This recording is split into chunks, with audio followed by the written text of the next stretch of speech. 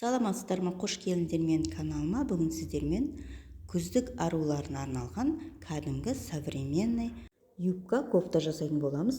Кәдімгі өзіміздің қолданып жүрген пакеттен.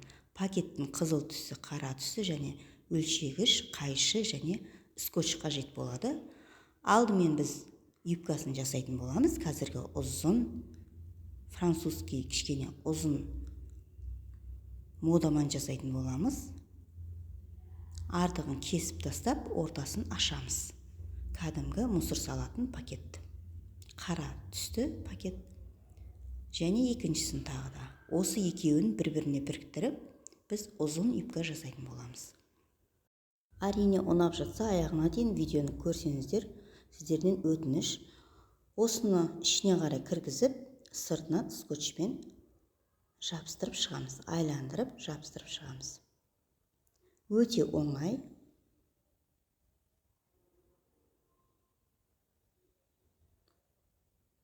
Мінеке айландырып шықтық.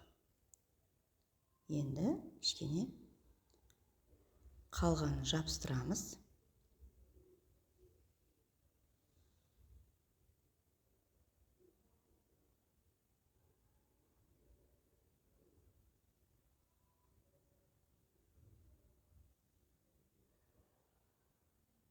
Айландырып шықтық. Енді пакетіміздің ішін қараңыздар. Ішінен сыртқа қарай ашамыз. Енді біз юбкамыздың белін жасайтын боламыз. Кішкене бүктеп, енді ортасын кәдімгі бел сиятындай қылып қырқамыз. Артындағы кішкене замогы болмаса, енді пакеттен әрине замок болмайды, сондықтан түймен орын жасайтын боламыз. Енді осының ортасын кесіп алдық. Енді скотчпен ажырап кетпес үшін айландырып, жабыстырып шығамыз. Өте әдемі, қарасы ұзын юбка болып шығады. Және үстіңгі кофтасы екі шетінде желпетегі болатын болады кофтамыздың. Мінеке бір шетін жабыстырып шықтық. Енді екіншісін осы скотчпен жабыстырып қойдық. Мінеке енді юбкамызын оңғаратып аламыз.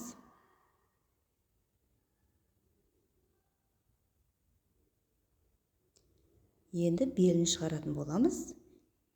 Алдыңғысын, артыңғысын кішкене аламыз. Негізі мата болса қиып алуға болар. Енді біз скотчпен жабыстырамыз. Қараңыздар, кішкене 5-6 сантиметр қылып бүктеп белін шығарамыз. Дайын болды. Енді осы юбкамыздың артқы кішкене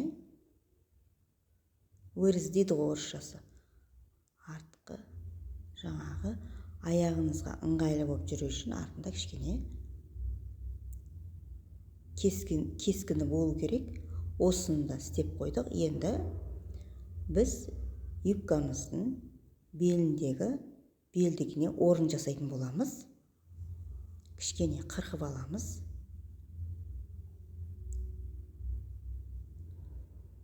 Енді осыны юбкамызға жабыстырып шығамыз.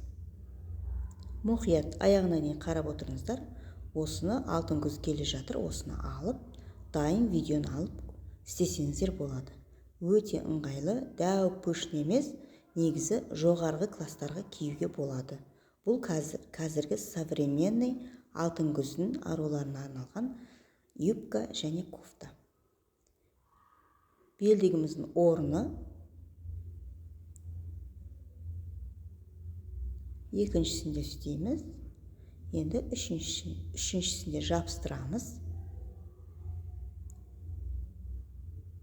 Енді артқы жағын жасаймыз. Артқы жағына да 4 дана болады.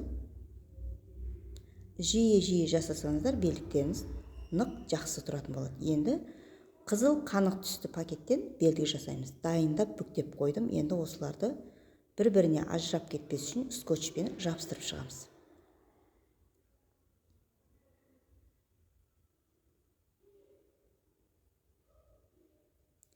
ұзын артық қылып істесеңіздер өте әдемі болады белдіктеріңіз.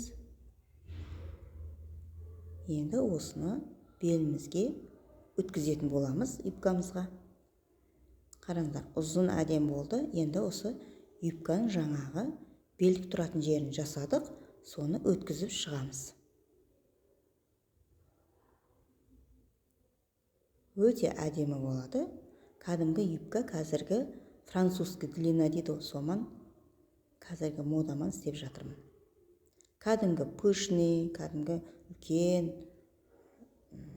неше түрлі пакеттер кететін көйлек жасап қойдым негізі. Енді осы жағын жасап жатырмын, сіздерге кішкене пайдасы тисін деп, дайын видеосын көрсін деп жатқан жайым бар.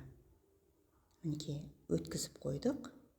Енді өздеріңіз білесіздер, белдеріңізге қарай скотчтап жабыстырып қоятын болыңыздар. Юбкамыз дайын, енді екінші кофтамызды жасайтын боламыз. Жекет жасамадым, негізі юбканың ішіне кіргізіп тұратын кофта жасаймыз. Осы пакеттердің бәрін 7-8 қылып қолымызбен ажыратып аламыз.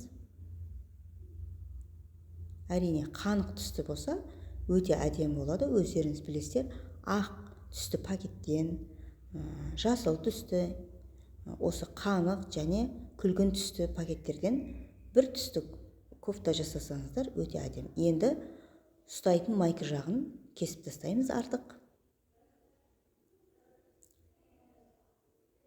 Енді ортасын ажыратып аламыз бәрін. Сіздерге бәрін көрсетіп жатқан жоқпын, өйткені видеом ұзақ болып кетеді, сондықтан өздеріңізге жалықпас үшін дайындап қойған жайым бар. Юбкамыздың өлшеміз 75 см ұзындығы және белі 44. Және белінен және сан екеуінің ортасынан бәрінен өлшеп алдық. Қарап отқандай. Енді артындағы вырыздарын өлшеміз бірдей қылып алдық.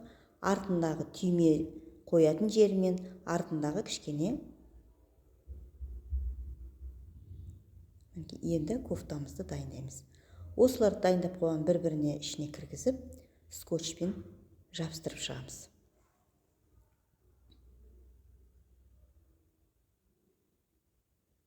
Мінекей жабыстырдық. Осындайдан бізге біраз пакет қажет болады. Бір-біріне жабыстырып отырамыз.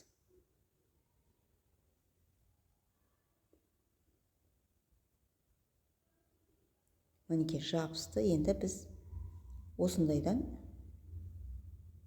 3 дана жасайтын боламыз.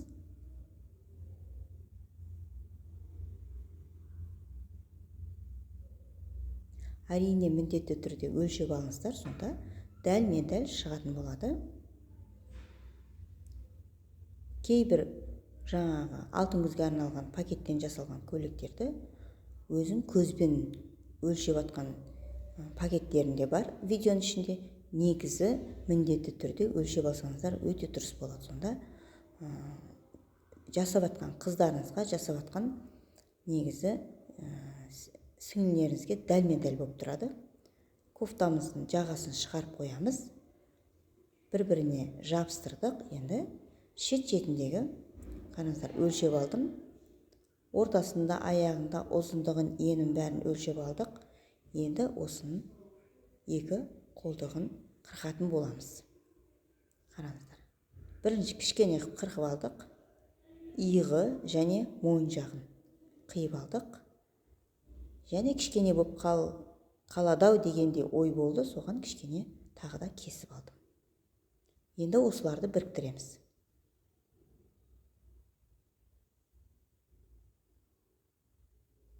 Кішкене артықтарын кесіп алып тастадық. Енді бір дайындап қойған пакеттің ортасын қиып аламыз да.